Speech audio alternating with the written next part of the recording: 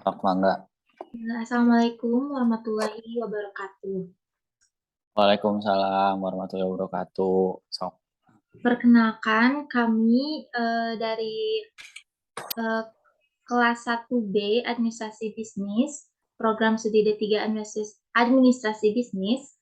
Saya Tresna Karolikan dan rekan saya Hanum Aulia Rahmadani. ingin Oke. melaksanakan wawancara kepada Akang gitu sebagai alumni dari D3 Administrasi Bisnis. Nah, Oke. boleh Akang perkenalan terlebih dahulu? Kenalannya kayak gimana nih? Pekerjaan atau kayak gimana? Umum aja Kang. Yang umum aja ya. Oke. Bismillahirrahmanirrahim. Assalamualaikum warahmatullahi wabarakatuh. Sore ya. Saya manggilnya Tresna sama Hanum ya kalau gitu.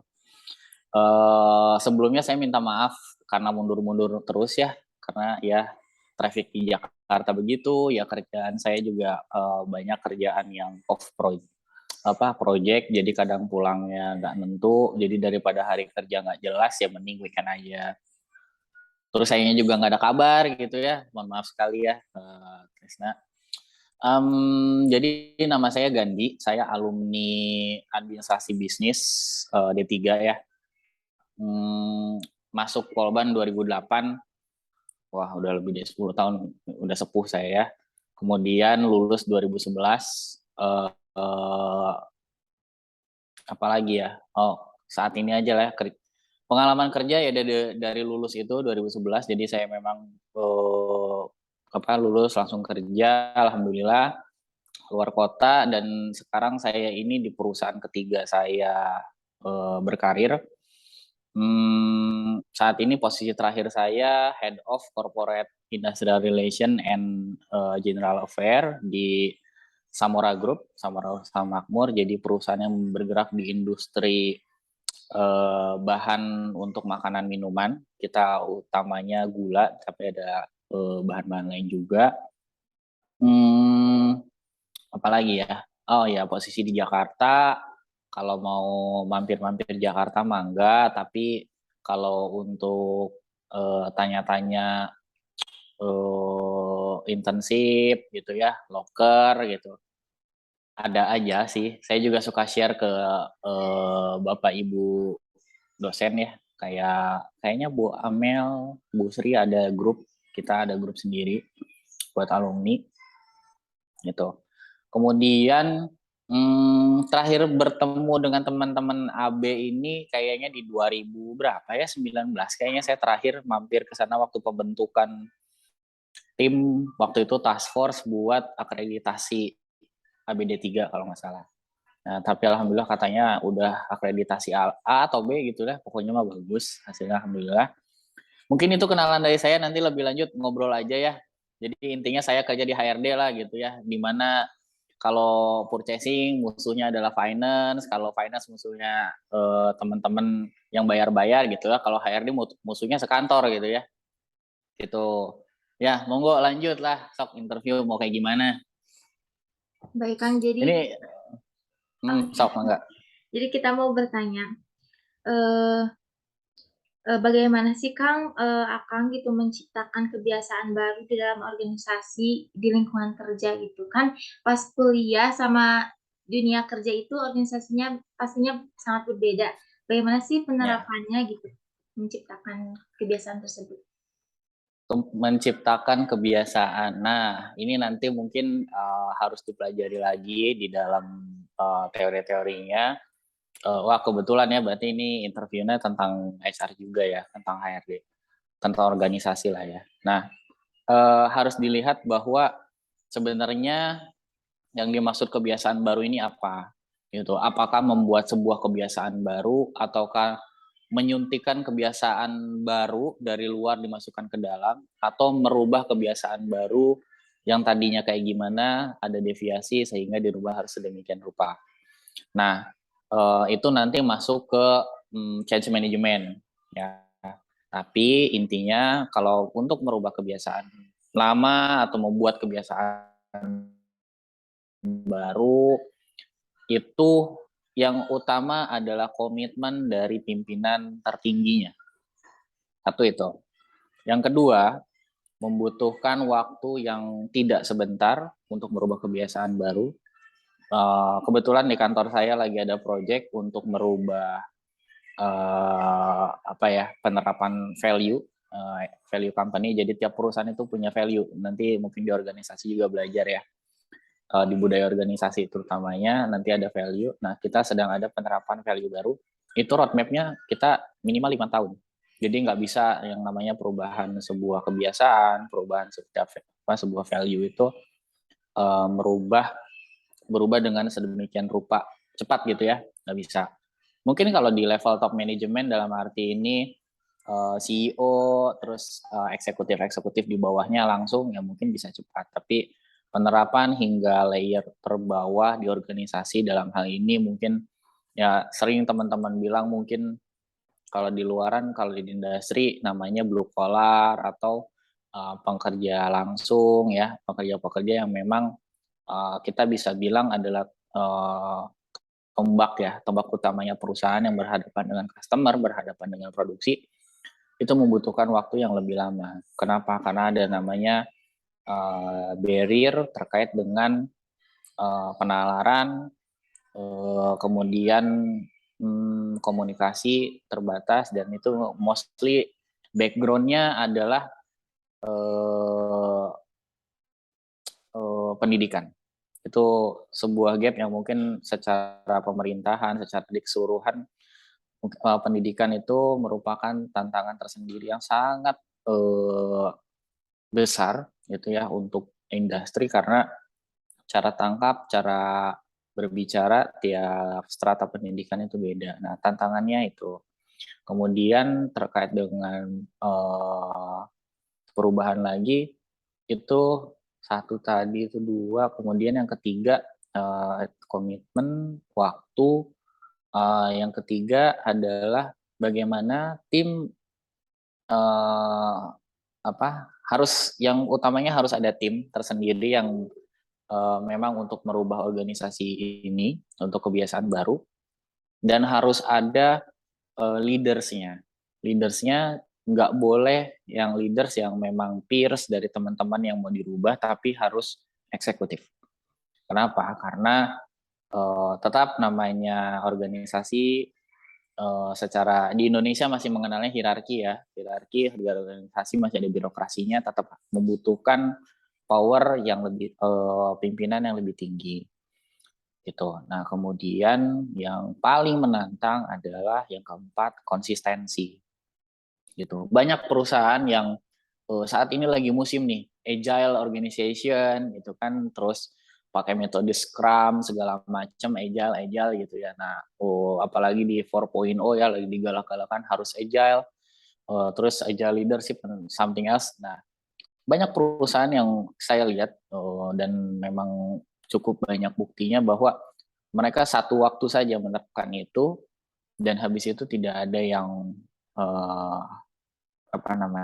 mengawal. Jadi akhirnya ya udah gitu, hanya judul aja gitu, judul agile gitu, kata harus agile segala macam, tapi penerapannya, konsistensinya it's something yang harus teman-teman pertimbangkan, timelinenya, bagaimana penerapannya, itu sesuatu yang menurut kita berat.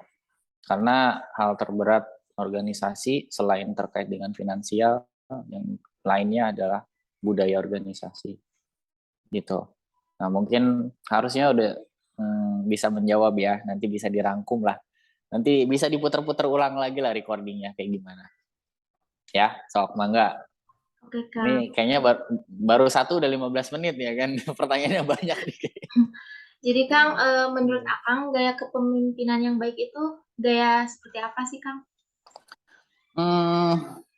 Kepemimpinan itu gaya kepemimpinan itu relatif ya, terutama di organisasi yang kalau kita di dunia kerja lah ya, itu relatif, tergantung mau pakai yang mana, bentuk organisasinya gimana, karena situasi dan kondisi di masing-masing organisasi juga berbeda.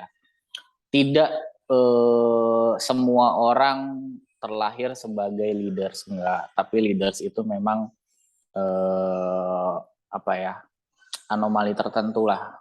Hanya orang-orang tertentu, mungkin 1 dibanding 1 juta yang memang terlahir as a leaders, ya, pada saat lahir dia sudah bisa punya karismatik tersendiri, itu 1 banding 1 juta. Tapi leaders itu memang pembelajaran sehari-hari bagi pimpinan masing-masing, pimpinan orang-orang pada pucuk pimpinan tertinggi, yang mana memang punya bakat ya, gitu. Itu bakat. Nah, kepemimpinan kayak gimana? Nah, saya balik lagi nih, tergantung organisasinya. Kan ada yang transaksional, ada transformasional, kemudian ada yang demokratik juga gitu kan. Nah, kalau menurut saya itu, sorry, saya boleh angkat telepon dulu ya, saya on hold dulu ya.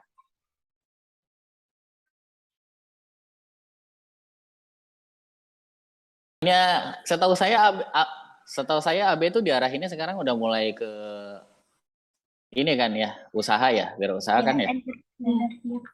Ya kan, udah capek jadi karyawan mah, udah kerja aja, usaha aja paling benar. Ya, sok. Tadi tuh sampai kepemimpinan apa yang baik ya. Kalau menurut hemat saya sampai dengan saat ini transaksional sih. Ya, itu sampai dengan saat ini. Tapi balik lagi, saat itu kondisinya butuhnya kayak gimana, organisasinya membutuhkannya seperti apa. Monggo nanti teman-teman bisa melihat sendiri cocoknya seperti apa. Karena sometimes transaksional pun di situasi tertentu bisa jadi yang tiba-tiba jadi sosialis tuh, kayak ya pokoknya ujug-ujug diktator gitu ya, ujug-ujug diktator juga bisa sesekali gitu, karena harus melihat situasi kondisinya gitu. Jadi monggo nanti pada saat berorganisasi bisa melihat. Jadi nggak ada mana yang lebih baik, mana yang paling baik. Menurut saya itu relatif, menyesuaikan dengan organisasinya saat itu kondisinya harus bagaimana, dan namanya pimpinan organisasi ya, kan kalau leaders mostly harus memikirkan minimal 3 sampai mungkin 20 tahun ke depan, kalau kayak presiden mungkin 50 tahun ke depan gitu kan. Gitu. Jadi ya situasional, relatif ya. Monggo. Baik Kang, buat pertanyaan selanjutnya, izin bertanya, kebiasaan buruk apa yang harus dihindari dari masa perkuliahan yang nantinya sangat berpengaruh di dunia kerja, biar kita juga sebagai mahasiswa lebih mempersiapkannya dari sekarang. Terima kasih. Oke. Ini pertanyaan berdasarkan pengalaman ya. Oke. Hal buruk apa? Satu, yang paling banyak itu adalah masalah pribadi mengenai ya namanya anak muda kuliah-kuliah ya kan, pacaran lah gitu ya.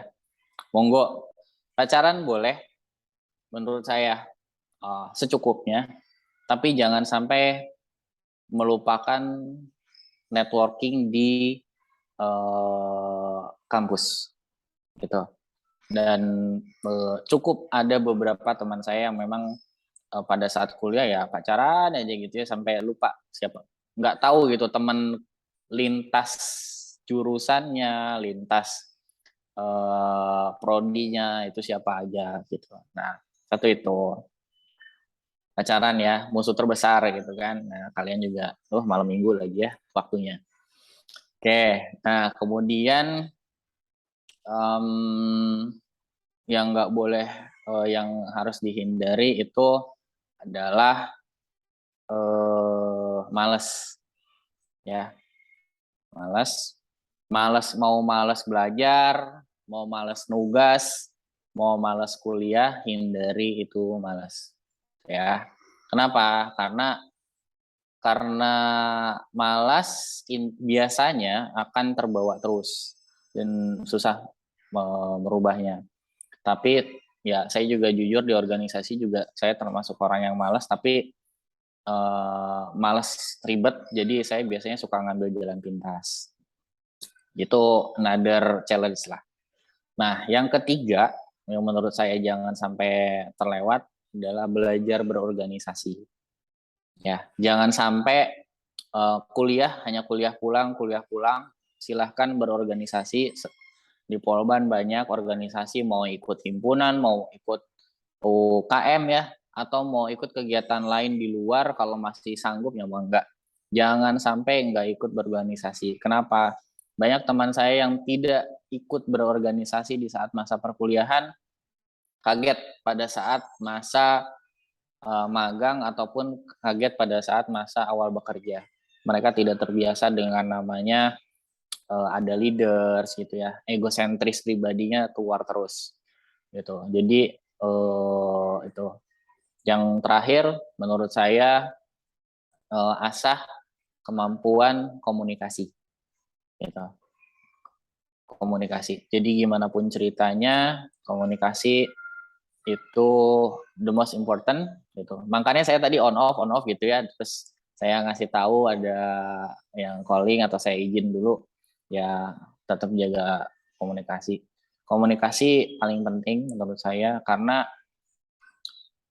percuma punya kemampuan oke, tapi nggak pernah mengkomunikasikannya. Mengkomunikasikan ini dalam hal mau memperlihatkan kepada dunia luarnya gitu kan, itu kan termasuk cara berkomunikasi.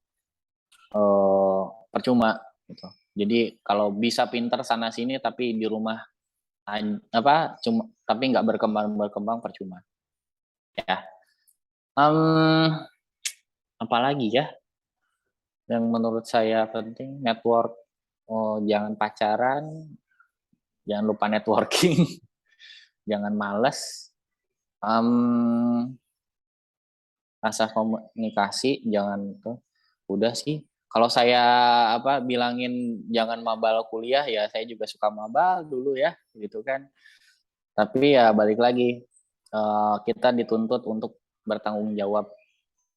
Ya, mangga udah pada mulai kuliah, udah punya KTP kan, nah mangga bertanggung jawablah terhadap KTP tersebut. Gitu. Ya, karena kalau udah kerja mah nggak ada yang, kalau sekarang tanggung jawab ke orang tua, kalau udah kerja mah tanggung jawab sendiri nanti. Rekomen dong Tapi Kang. kan kalian mah nanti jadi pebisnis itu, jadi ya tanggung jawab ke pribadi lebih inilah. Sok, rekomen apa?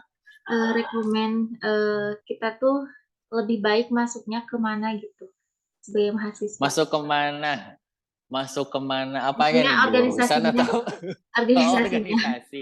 lebih Organisasi. pensiunan di himpunan apa di mana gitu Kang? Saya punya teman yang kelewat aktif dulu, tapi kuliahnya biasa aja, organisasinya kelewat aktif gitu ya. Begitu kerja ngacir duluan sih emang gitu. Jadi saya pernah punya teman di dia di himpunan juga, aktif di BEM, aktif di aktif di UKM, aktif juga organisasi di luar kampus gitu ya. Kerja cepat juga, dia jadi GM usia 27 tahun atau 26 tahun gitu ya. Itu untuk saya yang tahu dunia kerja, dunia karir di sebagai HRD, amazing. Jadi rekomen organisasi mana yang kampus yang terdekat dengan kalian dulu aja yang kalian ikutin. Kalau misalnya yang terdekat buat kalian paling sreg adalah ke himpunan, mangga ke himpunan. Kalau kalian terdekat merasa paling dekat hanya ke UKM aja, mangga ke UKM. Kalau dulu mah saya masih bisa tuh ikut UKM tapi nggak ikut himpunan. Nah, saya nggak tahu nih sekarang kalau di sana kayak gimana. Apakah sebuah prasyarat juga, tapi kudu nama enggak lah. Harusnya sudah demokrasi. Jadi ikutin kata hati kalian, paling mendekatinya pengen organisasinya kayak gimana.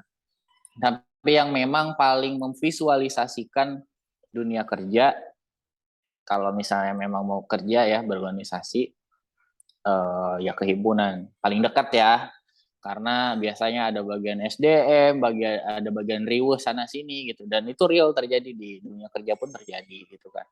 Bagian nagihin uang ya ada, bagian bendahara ada, bikin surat ada, komunikasi juga ada, dan itu ya organisasi, real organisasi, tapi ya versi mininya sih menurut saya paling dekat situ. Tapi nggak nutup juga seperti UKM tertentu yang sudah bonafit ya, setahu saya ya lengkap juga struktur organisasinya, mulai dari pimpinan ya mirip himpunan gitu ya, tapi ya mereka untuk kepentingan mereka, misalnya musik, misalnya apa ya, wirausaha masih ada ya, wirausaha gitu kan. Enggak, itu balik lagi ke diri sendiri. Jadi kuliah itu waktunya oke, saya senangnya ini, yuk jalan ini aja, jalan mulai dari sini gitu. Karena kalau pada saat kerja, wah udah telat gitu. Waktu bermain kalian sudah habis, waktunya bekerja kalau mau kerja dulu gitu ya. Itu makanya kuliah itu ya dinikmati aja, banyak pacaran mangga gitu kan, tapi ya ongkosnya tahu gitu kan, pacaran baik, jangan lupa pelajarannya dikejar. Cok, apa lagi? Baik Kang, untuk pertanyaan selanjutnya, apa culture shock ketika Akang masuk ke dunia kerja dan bagaimana cara Akang mengatasi hal tersebut? Oke, culture shock saat dunia kerja. Saya emang pada saat kerja ya, justru culture shock yang saya alami adalah kebalikan dari orang biasanya pada saat kerja, kenapa gusuk gini ya kerja teh gitu. Nah, kalau saya mah kebalikannya, karena dari kuliahnya sudah diajarkan untuk serba cepat, serba akurat gitu ya, karena nulis kayaknya kalian kan ngetik aja diajarin gitu ya, harus akurat berapa kata per menit gitu ya. Dan di luar mah nggak ada yang kayak gitu gitu. Kalian tuh akan culture shock pada saat kalian bertemu dengan sesama orang-orang yang kuliah mungkin sama-sama D3 atau sama-sama AB di luaran, atau bahkan ketemu S1, tapi kok kelakuannya kayak gitu gitu. Kok performance-nya seperti itu gitu. Jadi bersyukurlah kalian dari awal di kuliah sudah digenjot supaya sebetulnya sudah selaras dan sejajar pada saat nanti lulus, sudah enak kerjanya. Jadi nggak minim shock gitu. Kalian justru akan shock melihat kok anak fresh graduate dari kampus tetangga begini amat gitu ya. Itu saya terjadi. Honestly itu kejadian. Jadi bisa dibilang kalian bisa lari lebih dulu, malah temen fresh grad dari kampus lain yang mungkin harus kalian geret-geret gitu. Nah, culture shock-nya di situ.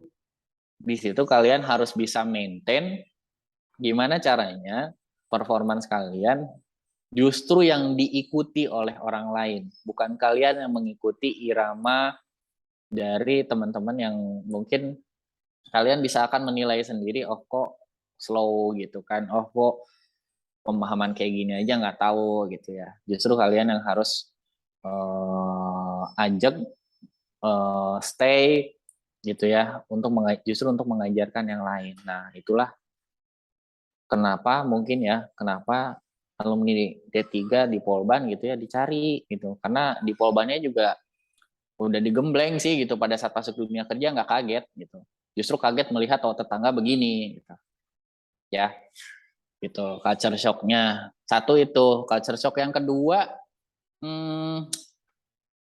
karena saya termasuk orang yang tertinggal teknologi dan informasi pada saat kuliah, saya agak culture shock dengan teknologi gitu ya. Jadi kalian yang saat ini masih kuliah, keep up with the technology, jangan sampai harus mengejar teknologinya pada saat udah masuk kerja. It's too late. Kalian akan cukup makan waktu banyak untuk berkenalan dengan teknologi-teknologi baru. Itu jadi sampaikan kepada Bapak Ibu dosen yang di kampus gitu ya. Mangga atau komputer atau perangkat lainnya di kampusnya diupdate gitu ya, jangan yang lama-lama terus. Ya. Gitu. Ini nanti recordingnya ini nggak dilihat sama Bapak Ibu dosen nggak? Nggak kan? Dilihat. Dilihat ya. Oke, Bapak Ibu titip itu ya teknologinya silakan diperbaharui. Sudah banyak teknologi yang lebih canggih di luar. Ya, gitu. Ya, Kang. Mungkin segitu aja Kang yang kita Oh, udah. soalnya waktunya juga udah habis. Oh, gitu. Ya. Ya udah. Makasih Oke, banyak ya kalau gitu. Kang. Maaf banget Oke. kalau kita Nggak mengganggu apa-apa, saya harusnya waktu. minta maaf sama Tresna sama Hanum jadi mundur-mundur. Ini tugas dikumpulinnya jangan-jangan hari Senin lagi. Oke. Iya. Ya nggak apa-apa lah ya. Mepet-mepet tapi kan yang penting ada gitu kan. Kalian harus nginterview berapa orang sih? Satu aja cukup Kang. Satu aja cukup. Oke, ya udah. Nanti kalau butuh volunteer alumni lainnya kabarin aja. Nanti saya kasih nomor-nomor alumni yang memang aktif ya, yang memang mau ngasih feedback ke kampus, mau ngasih feedback ke teman-teman yang baru mau kuliah gitu ya. Oke. Nah, saya mau tanya ya, ini teh berarti masih mata kuliah apa ya, karakter bisnis gitu? Pengembangan karakter. Oh, pengembangan karakter. Oke, Kang, ya. Kang maaf, boleh ini gak bergaya dulu mau di screenshot? 1, 2. Nah. Ganti gaya. Lagi tres. Susah. SS. 1, 2, 3. Udah, Kang. Makasih banyak, Kang. Banyak ya, Kang. Ntar dulu, ini kebalik saya yang mau nanya sama kalian. Oke. Dapat nomor saya dari mana? Kebetulan waktu itu aku kan ikut UKM Kabayan. Nah, aku minta ke salah satu cutting aku jurusan bisnis administrasi D4-nya, administrasi bisnis. Terus dia punyanya nomor Akang. Kebetulan katanya dia waktu dulu masih maba, ngewawancaranya ke Akang juga katanya gitu. Siapa namanya? Saya lupa ya. Namanya Teh Resa, Kang. Oh iya, Resa. Oke, saya masih save juga nomornya. Oke, satu itu ya. Pengembangan ini berapa SKS? 3. 2 atau 3 nih? 2 atau 3? 3, Kang. 3, salah. 3. Oh, 3 ya. 3. Mesti banyak minta SKS-nya kalau susah-susah kayak gini. Jangan pelit gitu. Kalau dulu saya cuma 1 SKS, kalian tahu mah. Ya, sedih. Kemudian, ini teh berarti baru masuk banget ya kalian? Iya, Kang. Baru masuk. Oke. Ada info nggak kapan ada gathering AB? Kebetulan belum ada info. Belum ada info. Oke. Ibu Sri atau Bu Amel masih aktif? Enggak keajar. Iya. Oh, nggak keajar. Oh, dua-duanya udah jadi ini ya, udah jadi pejabat ya sekarang mah ya. Kurang tahu, Kang. Ya udah kalau gitu. Oke, kalau begitu Tresna dan Hanum, makasih banyak ya. Makasih Sudah banyak. mau mendengarkan ocehan-ocehan saya yang sebenarnya mungkin nggak penting-penting amat, tapi karena prinsipnya senang ngobrol ya udah ngobrol. Nanti kalau ada yang butuh ditanya WA aja nggak apa-apa. Kalau ada yang butuh tambahan data lain lagi, tolong info aja ke saya. Ya. Baik, Kang. Terima kasih banyak juga, Kang. Mohon maaf gitu Selamat waktunya. aman ya. Selamat mengerjakan rekap ya, mengsummary ya. Ya, Kang. Oke, bye. Baik, Kang. Assalamualaikum. Terima kasih banyak, Kang. Ya, sama-sama.